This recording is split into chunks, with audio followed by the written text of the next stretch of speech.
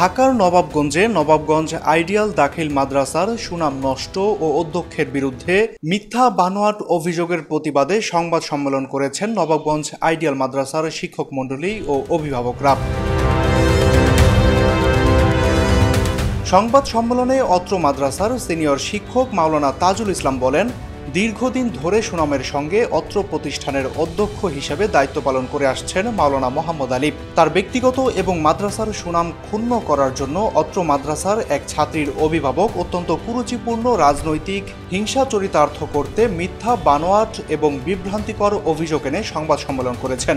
সংবাদ সম্মেলনে ঘটনার তারিখ উল্লেখ করা হয়েছে 23 সেপ্টেম্বর 2025, অথচ তিনি সেই দিন মাদ্রাসায় উপস্থিতি ছিলেন না।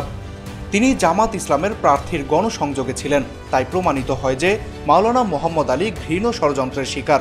তিনি সংবাদ সম্মেলনে উল্লেখ করেন, নিশ্চিত ঢাকার নবাবগঞ্জে নবাবগঞ্জ আইডিয়াল দাখিল মাদ্রাসার সুনাম নষ্ট ও অধ্যক্ষের বিরুদ্ধে মিথ্যা ও বানোয়াট অভিযোগের প্রতিবাদে সংবাদ সম্মেলন করেছেন নবাবগঞ্জ আইডিয়াল মাদ্রাসার শিক্ষক মণ্ডলী ও অভিভাবকরা।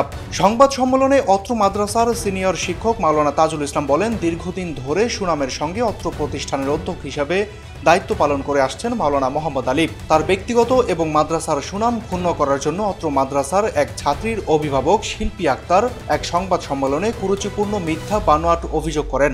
তিনি সংবাদ সম্মেলনে 23 সেপ্টেম্বর ঘটনার তারিখ উল্লেখ করেন, অথচ তিনি সেই দিন মাদ্রাসায় উপস্থিতি ছিলেন না। তিনি 23 সেপ্টেম্বর সারাদিন দোহারের বিভিন্ন ইউনিয়নে জামাতে ইসলামের নির্বাচনী গণসংযোগে অংশ নিয়েছিলেন, তাই প্রমাণিত হয় অত্র মাদ্রাসার অধ্যক্ষ মাওলানা মোহাম্মদ আলী রাজনৈতিক ও ব্যক্তিগত প্রতিহিংসার শিকার।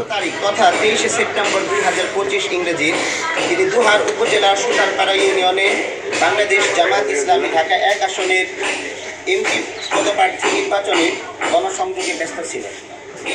আমাদের কাছে তার ভিডিও ফুটেজ রয়েছে।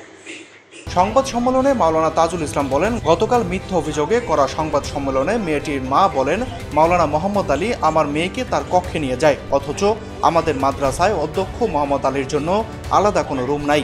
এ থেকেও বোঝা যায় যে তিনি প্রতিহিংসার শিকার। অধ্যক্ষ মোহাম্মদ আলীর বিরুদ্ধে মিথ্যা বানোয়াট ও ভিত্তিহীন সংবাদ সম্মেলনের তীব্র নিন্দা জানান অত্র মাদ্রাসার অভিভাবকগণ ও শিক্ষক মণ্ডলীরা। Mahadi Hasan PN, people voice television, Dhaka.